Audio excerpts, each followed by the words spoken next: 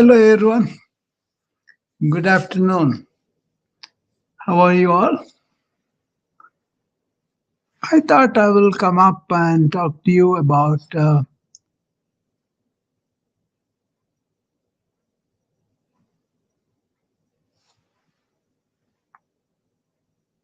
somebody sent me some message.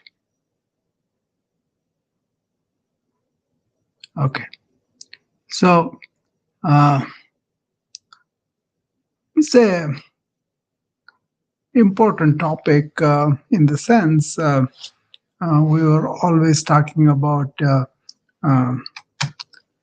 what is right, what is that we do, and how do we abide with our morals, ethics, and rules and obligations, religious or otherwise.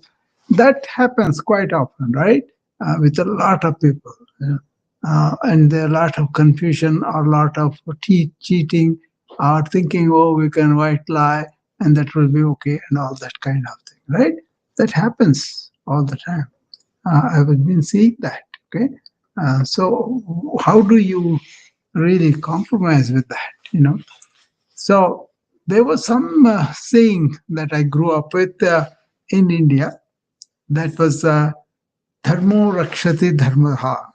That means you protect what you think is the right thing. You see, they talked about truth, compassion, integrity, and awareness. It's a living principle, right? And if you are aligned with that they call dharma. Dharma is not like a set of rules or set of religious obligations handed down through tradition, but it's a ever-present truth, compassion, integrity, awareness. This living principle is really guides us toward authenticity, right? So when we live in that definition of dharma of truth, compassion, integrity, and awareness, we move beyond performing rituals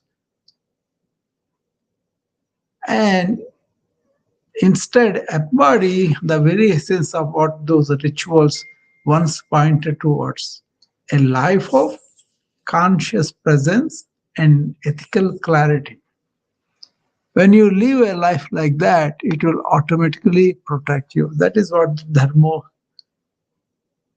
the sentence I said, dharmo rakshasi dharmaha. That means you protect that ethical, moral, integrated principle, and that living principle will is in the universe. It will protect you. So, using dharma in the definition of truth, compassion, integrity, and awareness as a living principle, that as inner compass. Think of dharma as the natural order of life, expressing itself through your choices and your intentions. It is the internal compass that helps you navigate complexity with grace, with the dignity. Rather than asking, what should I do? Dharma invites to ask, what aligns with my deepest truth? This kind of shift transforms obligation into inspiration and duty into purposeful action rooted in awareness. Right? That's what I was always keeping myself in the mind. Okay, so it's not like a empty words or something just to teach or convey to people. It's something that is there. Duty as duty. Okay, not just to make a buck, or that's okay to make a buck for livelihood, but more than buck, people think about what can I really focus on. For example, in Bhagavad Gita, which I talked about yesterday because it's birthday, uh, Krishna reveals that when you stand rooted in your inner truth, your mind becomes steady and fearless. So the alignment with that inward dharma isn't about rigidity, it's about finding unshakable clarity amid chaos. They are in the battle, right? In that battle, they have decided. So this study is not passive. It is the dynamic stability of a tree whose roots run deep, deep in ancient wisdom. So no effort is wasted. In this path, no effort is ever wasted, and there is no loss. Even a little progress on this path can protect you from the most dangerous type fear. That was the saying in chapter 2, verse 40. Every step toward dharma accumulates, building momentum that carries you forward even when progress feels invisible. That's why you have to be stated, rooted in this righteous, truthful, integrated, or compassion awareness. Okay, stand in that and then operate everything. That is the thing that I kind of got it from the that saying that goes on like that. Okay. So I thought I would share you what is that unshakable thing that comes in. How does that inner alignment with that, when you live with alignment with this dharma, that creates an invisible shield around your inner world. This protection is not magical, it's psychological and spiritual. It arises naturally from the coherence between your values and your actions. Values and actions, there is a coherence.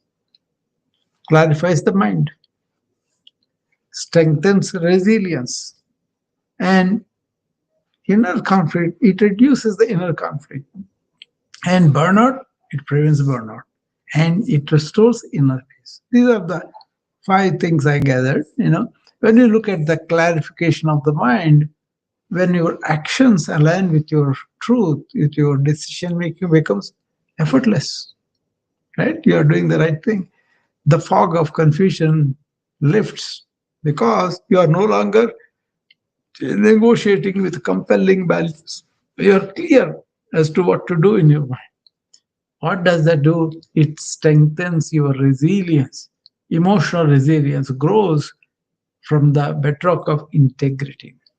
When you know you are acted in alignment with your deepest values, you are aligned with your deepest values. So external storms cannot destabilize your core. They will be there. Things happen in life, but you are not really destabilized in your core. In your core, you are aligned with your values. This kind of reduces inner conflict, right? The exhausting battle between what I should do and what I want to do. That kind of dissolves. So, dharma unifies your desire and what you're supposed to do, your duty, into a single harmonious flow. This is when people are really easy to perform, love to do what they want to do. This kind of prevents burnout often because from burnout actually happens from mal-alignment with your values. When your work expresses your dharma, your inner convictions, inner values, and all that, energy flows naturally rather than draining away into resistance and resentment. When things are against your values and something that you don't believe in, like you want to provide a compassionate care, but then they are trying to provide a care in tune with their revenue stream. There is a conflict, right? And then the physician gets burned out. The same thing is any other job. So all this, when you are aligned with your inner values and working accordingly, that restores your inner peace. So peace is not absence of challenge, but it is the presence of alignment, and this righteous living creates a sanctuary within, a quiet confidence, regardless of the circumstances. It's a quiet confidence that resides with you, even though you have storms around you. That's a very important thing to understand. Okay. So that is how Dharma works, by clarifying your mind, by strengthening your resilience, by reducing your inner conflict and preventing burnout and restoring your inner peace. Very important point, right? So people don't go to all this and then they kind of go to different things just by a whim.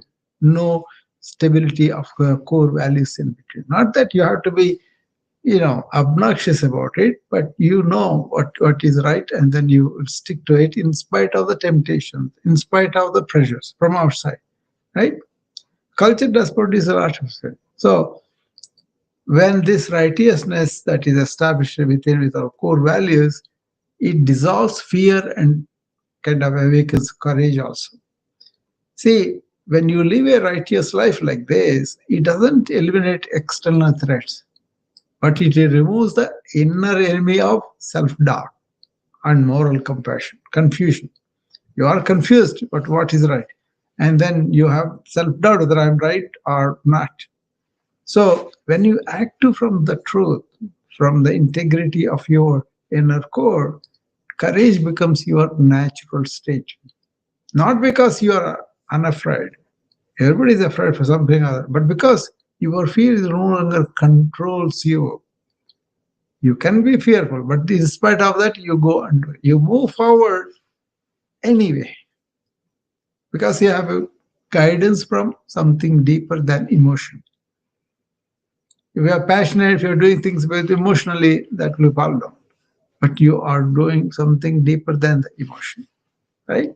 So that's important to understand that dharma, that righteous living, the core values that we have about compassion, about awareness, about integrity, and all that helps it, right? Then once you really see that, then you will understand what's the role of hope as inner light. That inner dharmic value core, that is the light. Okay, so hope in the Bhagavad Gita, how they explained is it reframes hope not as a wishful thinking or external expectation, but as the steady luminosity of a heart aligned with the truth. Luminosity of a heart. Heart is luminous because it is aligned with the truth. This hope does not depend on outcomes. It is the quiet radiance that emerges when your inner and outer worlds are in harmony. How many people have that? That's something that they have to examine for a and then see a light that no circumstance can extinguish. It cannot extinguish whatever the circumstances are. That is always self-luminous glowing. This light and its radiance of alignment, they reflect your actions, reflect your deepest values, right? Then hope naturally grows from within. You don't have to manufacture optimism or force positivity. Remember, a lot of people do that. Manufacture optimism or force positivity. Think positive, no matter how you feel about it. So that's not right. The very act of living in integrity generates its own light, illuminating your path forward, how you should go with confidence. That comes from knowing you are walking in the truth, right? I know your very heart knows the truth, and then I know you understand what I'm talking about. So it's a question of understanding our alignment is there or not. If you are living in that alignment, that is the light. Never flickers, never goes away. Okay, it's always there. Okay, so how do I interpret that into modern life? With the healthcare workers I work with the IT or tech workers I work with the young people I work with, or leaders of the corporations. These are the four groups I really focus on, right? See, for healthcare professionals, naturally they are compassionate, many of them.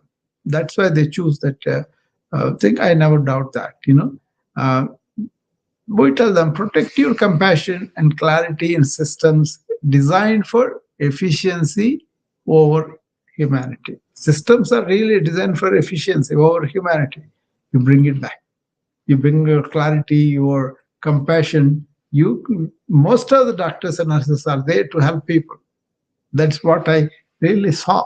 About 40 years of experience, most of them are really aligned with that. Okay, so bring it back. Don't go for the system just because they are oriented towards the revenue. See, your dharma is to see the person, not just the patient, to maintain presence when protocols demand speed. So let your medical knowledge serve your deeper calling to heal, not just treat. Right? You can have the medical knowledge, but if you don't have the compassion and empathy, you can't be a very effective healer. You can treat, you can do something, but then you cannot provide the touch of healing. Okay. How do I use this that my IT and tech people is I ask them to anchor in their awareness amid information overload and constant disruption. See, for IT people, your dharma is to continue and create with consciousness, to build technology that serves human flourishing rather than mere consumption. It helps the human being to be what he is and then more so. Then you can code with integrity, design with compassion, not to dominate the human beings, but to help them grow. That's what I tell the IT people to do. For leaders of the corporation is especially integrity is very, very important. If you lead with integrity, when pressure mountain into compromise values for quarterly results, that's what happens. Our results are not good, compromise this, do white lie, do some cheating and all that. That we don't want to encourage. We want to encourage them, lead with integrity, even when you have a lot of pressures. So when you make you this inner righteousness, which we call dharma, is your steward resource. And both uh, all the stewarding of the resources are either human or material. But you handle them with wisdom and care because you are directed from your inner core values, compassion, integrity, and all that, right? Truth, awareness, right? These four we were mentioning about. So profit does not need to conflict with principle. Profit need not conflict with principles. Success measured solely in numbers is hollow success. Eventually to break down. That's what I tell them. For young people, tell them choose truth over trend, substance over status. So when you choose truth over the trends, trends come and go. And you really want the substance of it, not because of the social status, then your inner core values is to resist the pressure to perform a curated life and instead live on an authentic one. Not whatever comes to your mind, but what is good for everybody. The algorithms want your attention. Social media, right? So Dharma wants you to be aware and don't give the attention. That is, choose wisely. That's what I tell them.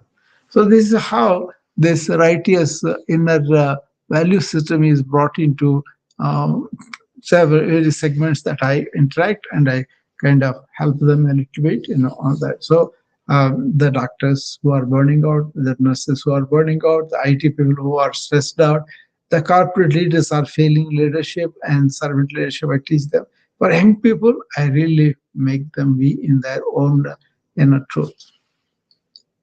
So this is a very deeply situated concern about your inner alignment.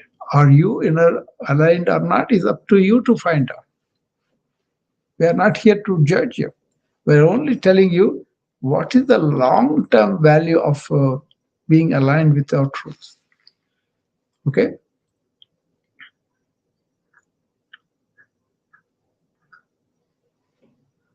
So, a lot of people, when they were really aligned with their new things, they are kind of, they don't have the emotional drain because your external does not contradict your inner values, right?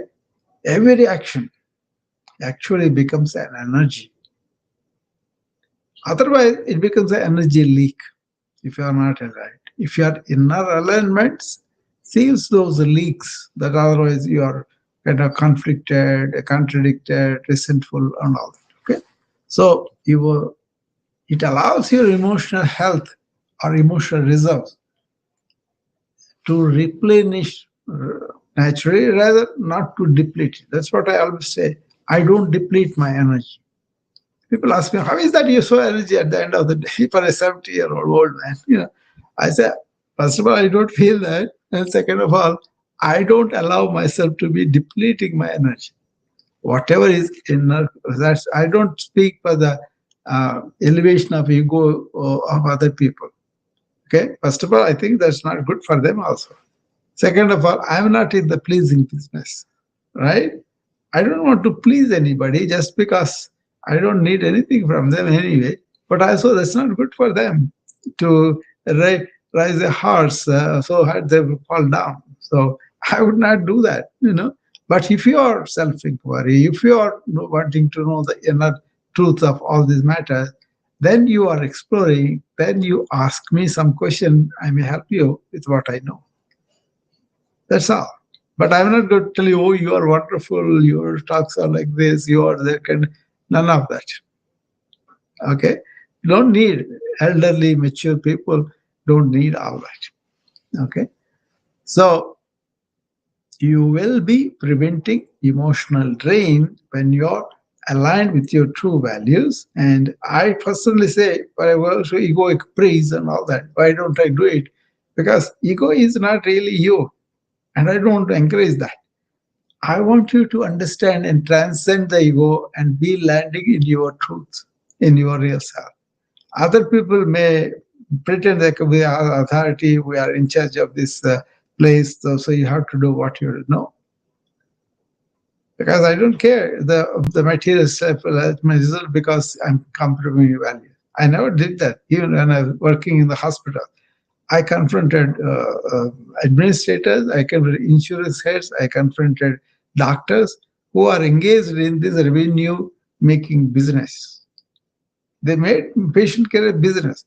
I refuse to be there.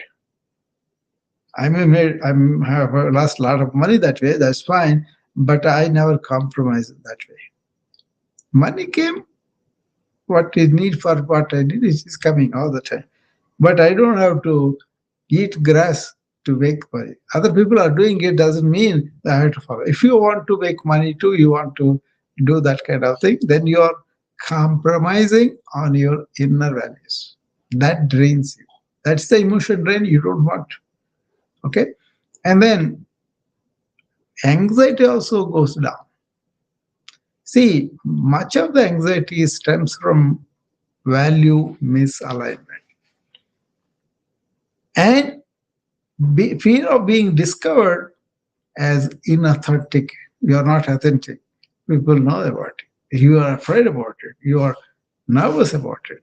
So, but this inner alignment of what we call dharma with your integrity, with your awareness, with your compassion and the truth, that removes the source of worry by making your inner and outer worlds congruent.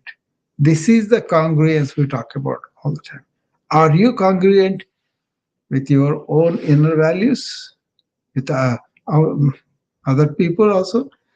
First, you are congruent with yourself, that's the namaste says. Then you are aligned with your inner divinity, and then you project that, and you don't say, I am divine. The fragrance comes out because you are not selfish, you are not lying person, you are stealing person, anything like that. Okay. So once you know that, that itself is very, very valuable, right? So it reduces your anxiety and then it prevents your emotional drain.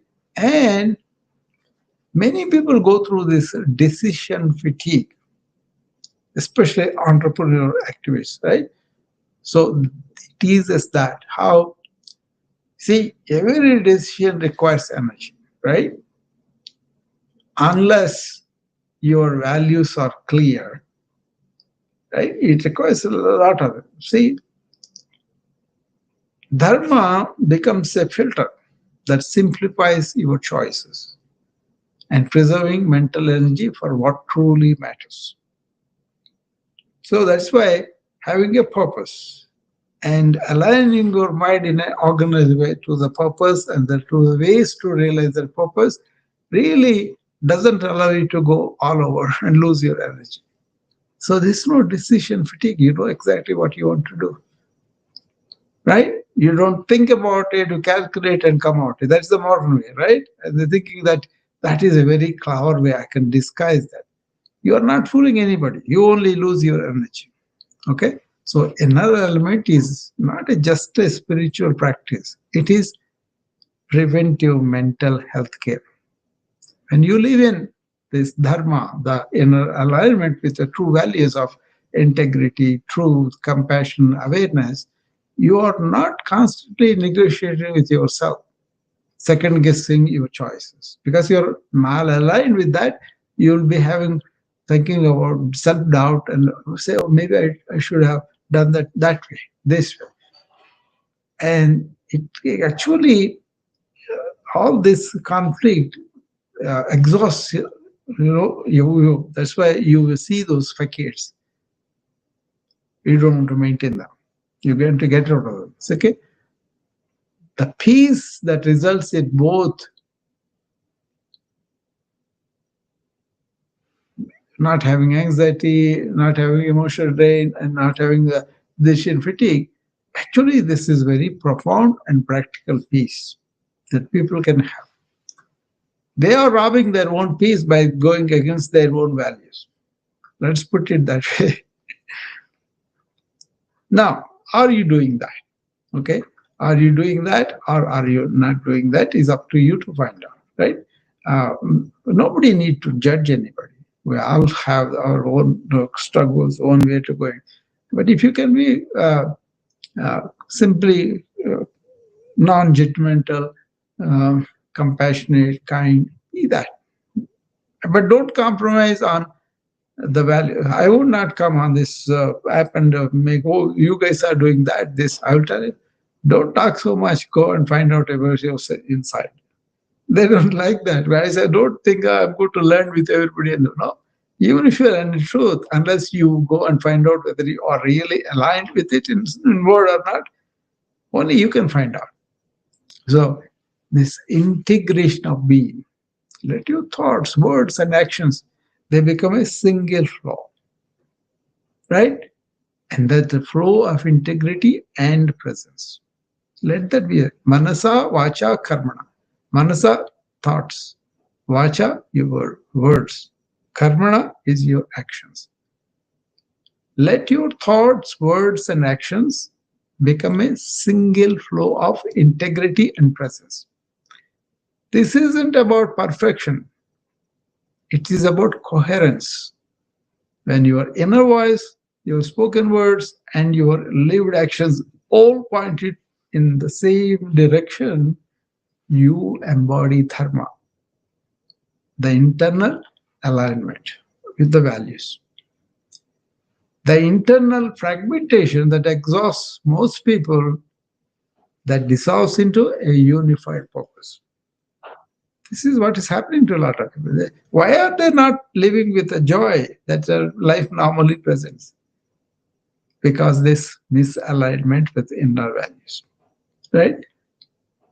But hope always walks with you. When you protect dharma through conscious alignment, dharma is the righteous alignment with everything, and you are doing it consciously, hope becomes your natural state.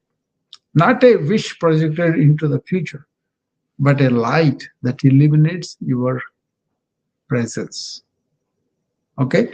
You stop waiting for circumstances to improve before you feel hopeful. Instead, hope arises from the simple fact that you are living in truth.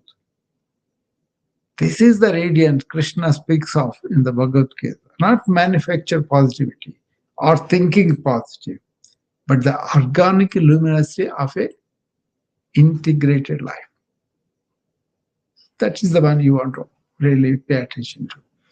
Hopefully, this conveyed something for you, that I was able to use. I'm using it all the time. Very simple.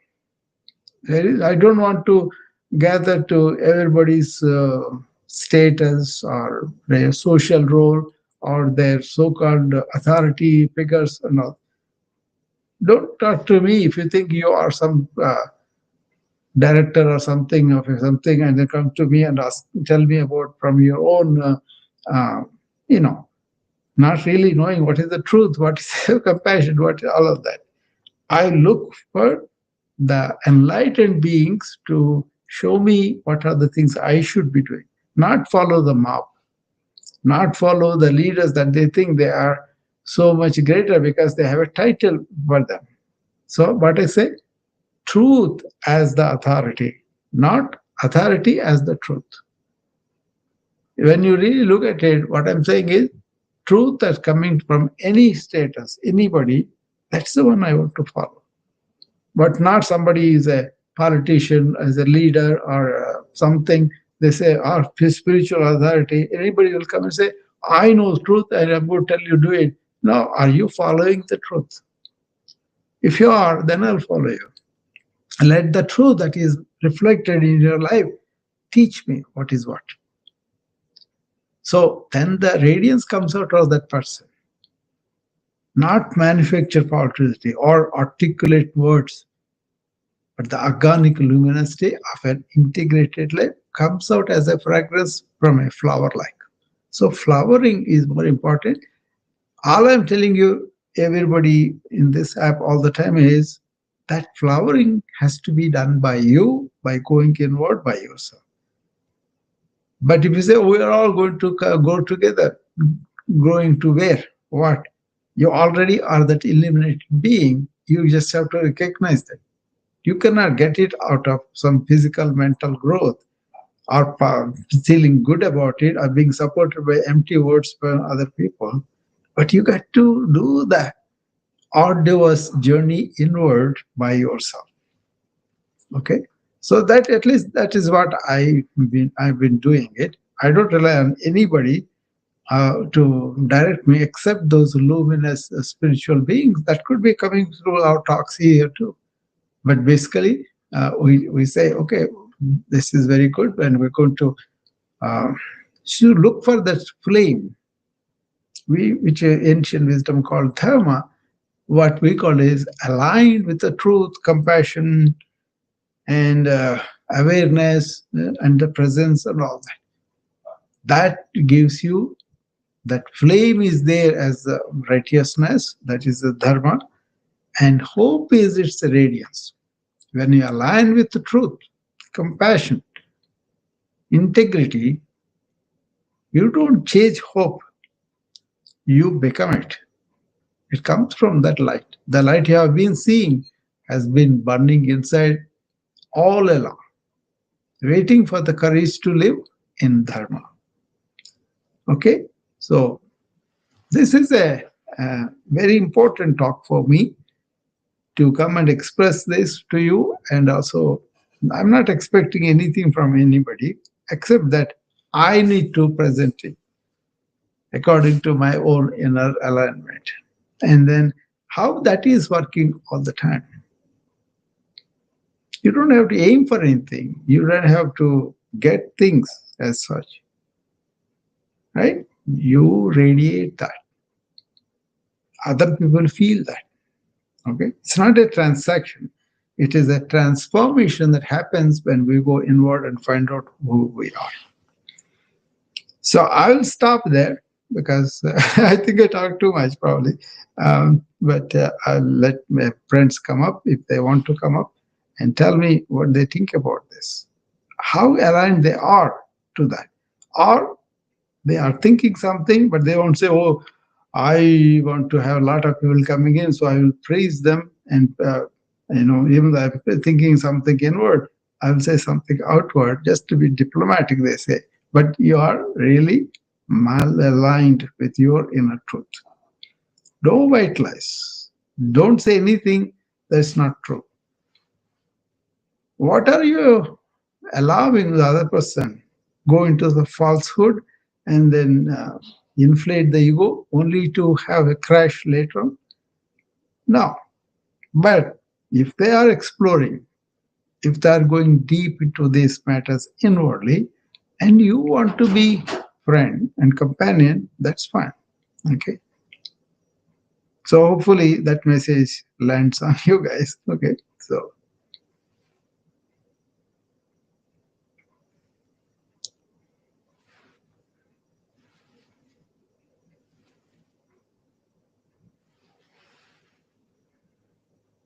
see, this is a good thing that people are able to get together and really hope that. But then I'm questioning the treating the people like children, they have to do this and that, versus people maturing and understanding what is a human being, what is a life, how we can align with the true values, and then really present ourselves in an authentic way by living it.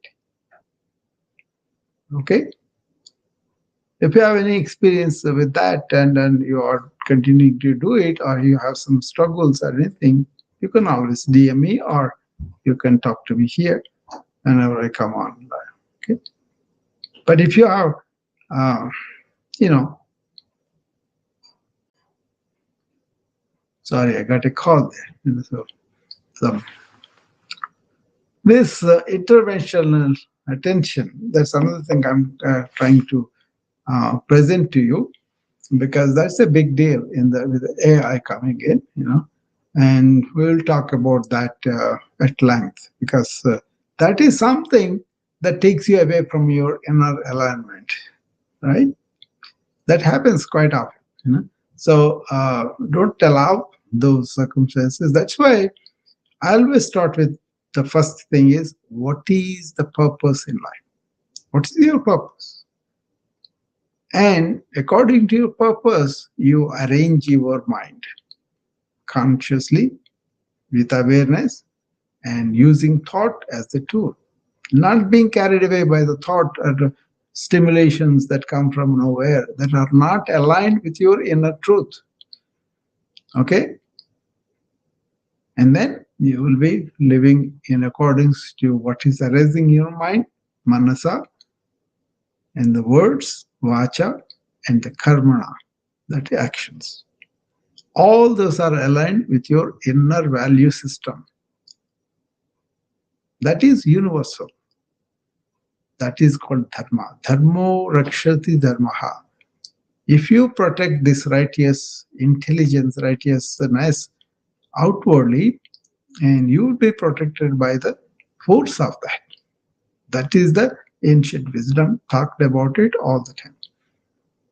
Okay. I was in a hill station, beautiful. It's on the top of 7 hills. This is a very important pilgrimage place in India. Right after we got married, me and my wife, we went there for that hill station. We stayed there about, I think, 4 days probably, or 1 week, whatever. What happened was, there was nobody really, not that much of crowds. Usually it's teams with crowds of people, right? We were lucky. And we got one villa for ourselves. And then so we stayed there and we walked down those empty roads, beautiful gardens and all. It looked like a paradise, But one thing that really attracted me there was this garden. There is a wheel, right? And around the wheel has this periphery, right? On the periphery, they wrote this, Dharmo Rakshasi Dharmaha. That means you protect the righteousness in life. What is true? What is really integrated, or what is the integrity, and what is the peace, compassion, and a good of everybody? You protect that with the intention, I want to do good for everybody, right? And that order of truth or compassion or integrity, all that order, the principal value, that will protect you. Maybe initially you will be tested. Maybe initially you have some obstacles. Like you can make much money if you are a principal doctor, but doesn't mean that you're losing the satisfaction of providing for the health of many. I treated thousands and thousands of patients, right? Every time they get improvement, or every time they are relieved of the pain instantly, or maybe a little bit, or every time they had dashed hope and they were revived, or every time they felt joy just to be in touch with the healer, me or somebody, that spark that is coming from the patient is more than lot of dollars. I don't care about how many dollars. You won't get that feel. It's not about egoically feeling, oh, I'm such a great doctor. No, it is about fulfilling resolution of suffering in a patient, in a human being. So in Grant's anatomy, he writes, there is no greater privilege allotted to a human being than to take care of another human being in suffering. That's your great privilege. Value that, respect that. And that's why first do no harm. Next, try to heal, try to provide. That is the privilege of being a doctor. That itself is the reward, right? What else do you need? At least for me, that made a lot of sense. No greater privilege granted to a human being to take care of another human being. But then the person who is providing this care or healing system, treatment system, whatever, are you healed? Are you aligned with your inner values? Or are you compromising for the revenue, doing all stuff to make them a permanent patient rather than somebody who is using the treatment occasionally, but mostly he is free of illness and also have this vitality and joy of being a human being. That way you can do. The ancient healing systems have done that. They allowed these people to be in the natural health order, which they call Prakriti. Prakriti is nature, but in naturally you inherit a constitution that is vital, healthy, well. And then with our life interaction, lifestyles, and our lack of knowledge, whatever, we disturb the cart of wellness. That they call Vikruti. So what do you want to do? You want to understand what is the natural wellness. How can I return the patient back to it? The lot of knowledge is there. That's why people who really look at the ancient healing systems, incorporate them into scientific medicine, they're healthy. Like I am. 70, no medications, right? So, but don't take it for granted. You got to protect it. You got to work at it. That's all knowledge is there. Mix that knowledge and then be in this alignment with your true values. Then you don't have this movement of mind producing all stress hormones. That's why knowing who you are that inner light that never flickers. Taking the clouds of ignorance away from it so that it won't be hidden. It will reveal because it is self-luminous light. You have not ignited. It has come into you. That's why you have life. Recognize that. Realize that. And let that operate through your life. I hope that makes sense to you. It makes a lot of sense to me as a physician, as a somebody who tries to promote proactive wellness, where people are doing proactive behavior, proactive actions to protect their wellness and to preserve the natural order of things in their wellness. Right? Those kind of things are very important. My friend Peter is coming up. Okay. Let's see what he has to say. Namaste, Dr. Rao. Namaste, Peter. You changed your photograph, huh? So, I got my dog there. Yeah, dog is beautiful. He reminds me in the present moment. Yeah, so, yeah. So, I'm listening to you, and as I'm listening, what I'm getting, for me at least, is I'm getting challenged because I'm not doing it all. That's number one. But number two, I feel like it's about being and allowing more than doing in life. In other words, just allowing yourself to be who we already are. And like you said, we're not producing the light. The light has come into us. Yeah. So that's what I'm kind of getting. It's more of a being and allowing things than finding something else to do. You remember yesterday we said, don't think, be. Don't meditate, be. Right. Be that you are. You are that light. Yeah. You don't have to describe it. Allow it to come through self-luminous. You get out of your way. That's why there is a famous saying, Ramana Maharshi said, you got to destroy what you think you are to reveal what you really are. Interesting. You have to describe what you think you are. No, destroy. Okay. Destroy, what you think you are. Okay. See, you put up your personality, persona, ego, everything through thought. We think about it. I'm this, I'm that, I want to be this, that, and all that, right? And that kind of becomes a shadow over our real inner self deep within us. Yeah. We don't allow that to come out. That's the problem. So what it is take away those layers of ignorance, then you will reveal the flame that is within you. It never flickers also. It can go down or it can be bright, but it never flickers also. What flickers is your movement of thought. And we obscure it with our thought, our ego. You remember the other formula I was telling all the time? Mala Vikshepa Avarana. What is it? The whole life is described in those three. And Mala means dirt. We accumulate a lot of dirt in the form of thoughts, desires, and ambitions and judgments, all that. Okay, that dirt has to go from our mind. The solution for that is selfless giving. Yeah. No selfishness, no desires, nothing like. But you are happy to just to give, right?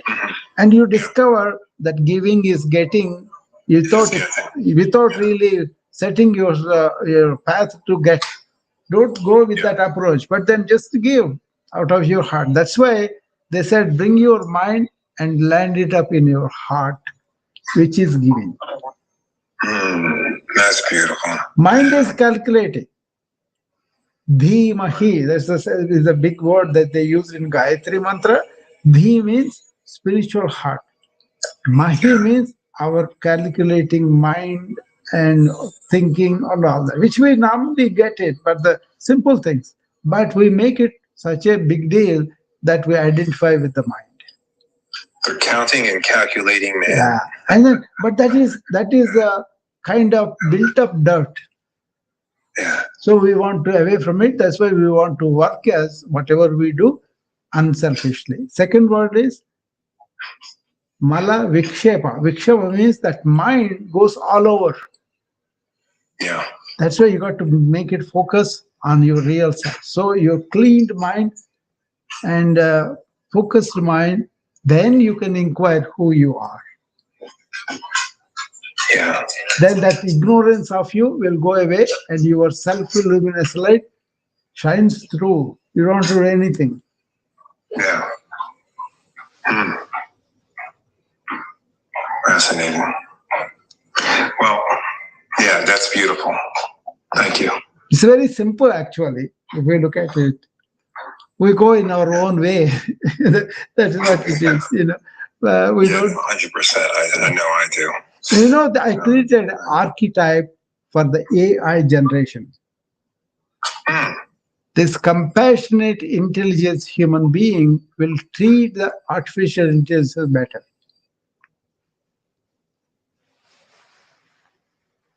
That is the one that I created yesterday. I'm very excited about it because you are going to embrace AI because you have to, whether you like it or not.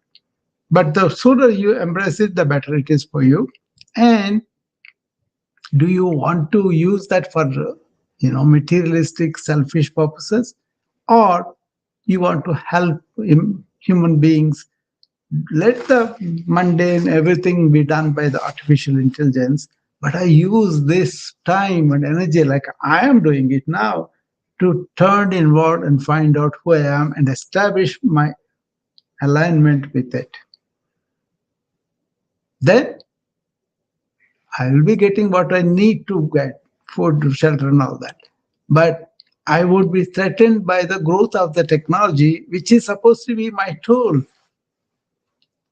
But we are unaware of the potential and the capacity of the AI. If you allow it to only for the technologies to define it without this moral inner compass, then even with the nuclear arms in the rogue's hands, it can be used to blow us up.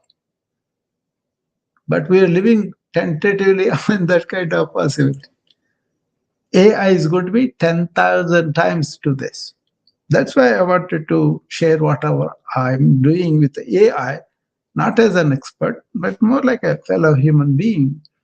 What's my take on that? How do I embracing it? How do I use it? Do I want to use it to amass millions of dollars? No way. It doesn't mean anything to me. But what is the potential human suffering that can arise from this irresponsible use of technology?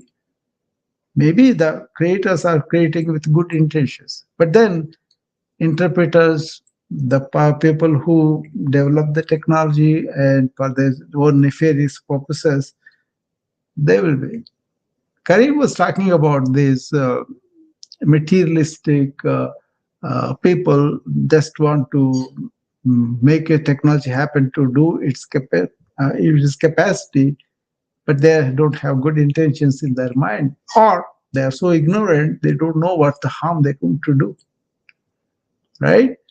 Then, as human beings, what is our responsibility? Do we blame them and say it is inevitable this technology is going to take over large sections of the human society? So, what is the archetype to not only survive, to flourish, and also to help other people? That's my intention to creating this archetype. Shanta Vivek, I said, serenity and intelligence. We have the capacity to be serene in the storm, but we also have the intelligence to deal with it. That's why I created the Santa Vivek. That's my thing is from inside out. Not be scared of the capacity of the AI and asking somebody else to turn off. They cannot turn off.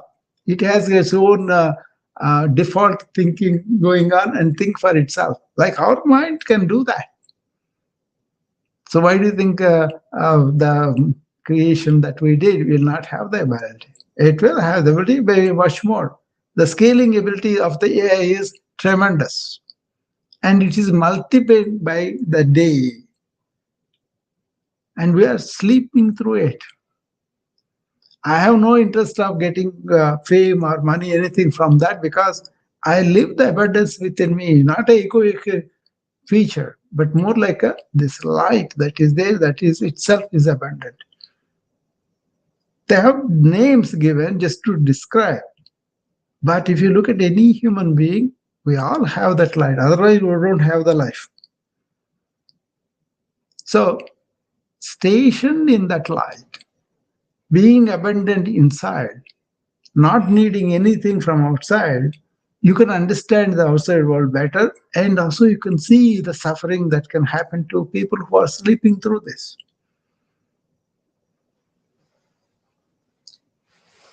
I mean, lot of value. See, lot. Sorry about the call. Lot of value is given to the technical excellence and the capacity of this technology that we'll be doing in a regular life, if that doesn't have intention of common human beings good, common good, I think that uh, is not appealing to me. I don't care how technical you are, how you create, but then use that for the purpose of uplifting of the human wellness, health, or their own. Suppose you can feed everybody without them working, but then they are doing something more significant in their life. Feed them all with your capacity of technology. Clean up the earth, suck all the carbon dioxide out of it, right? That is okay. As long as if it's not there, what's happening now? We have so many destructive arms that can blow us up several times. Are we aware of it? Are we not allowing people grow so that they can get these armaments? Like that, this technology also can be like that. AJ can be like that. If you don't have the inner alignment to the truth and integrity, compassion and awareness. That is the dharma. You got to go by the dharma. You got to protect the dharma. You got to work for the dharma. Then that itself will protect you. Okay. So anybody else want to say anything and contribute to the talk? You can come up. You can question us too. You can tell your experience, whatever.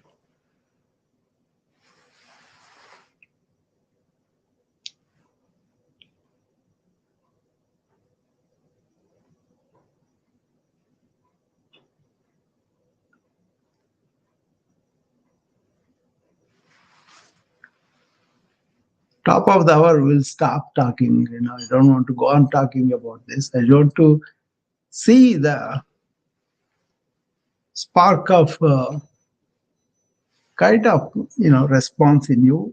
It doesn't have to be positive only. It can be challenging us too. That's no problem. Or maybe some clarification, or maybe your own experience involved in that dialogue. Okay, that's better for you. Explore them. Go into the things that were spoken. Don't take it for granted. Don't believe just because it was uttered by me or anybody. That's when we create authorities. But we want to explore truth with our own ability. Truth as the authority, not authority as the truth. That's my dictum. That's what I go by. Some people may feel, oh, he's not respected because even though we are the head of this institution, whatever. I don't care. I don't care about your title. I care about what you are doing through the title. Don't expect me to be fearful of the title, and I don't need anything from you. So why should I care about the title? Mostly that egoic nature of this makes them go away from the truth and bend the truth and do stuff that's not agreeable. But if you are a self-realized person, you don't have any selfish interest and you are telling everything for the welfare of the human beings, I will listen to you, definitely. So the people I listen to are usually self-realized sages that not now, maybe several hundreds of thousands of years ago, they said. I tap into that. I tap into Einstein, who is tapping into the science not for his personal greed or uh, grandizing, none of it. He's a very spiritually unselfish, kind, compassionate Einstein is that. His dog, Diamond. Peter, you like this story. You might have heard of it. He had a pile of papers of 20 years' work. And they had those lamps with flame in there, right? And he was reading under that due to whatever reason. And the dog was there too. He put the pile there and stepped aside. And the dog comes and knocks out the flame on the 20 years of work, scientific work of Einstein, I think. And then that gets caught to the flame and then burns down. And he comes, he has no trace of irritation. He says, Oh, diamond, diamond. If only you have known there's 20 years of work here. And he doesn't even show in his voice. That is spiritual being. Evolved in the highest intellectual achievements and truths and all that. He discovered them and he said, oh, I don't know why you make a big deal of it. I only discovered it, I did not create it. There must be somebody else who created it. Look at the surrender to the creator. That is spiritual. The scientists that are the epitome of their careers, they look to spirituality for answers. Not your, religions that are dividing people or claiming, oh, only my God is right, my philosophy is right. No, that is all immaturity. It's not wise also for us, right? So anyway, it's getting to my time. Thank you for coming and listening to me. And I will be seeing you again as I can say. But thank you. Bye bye.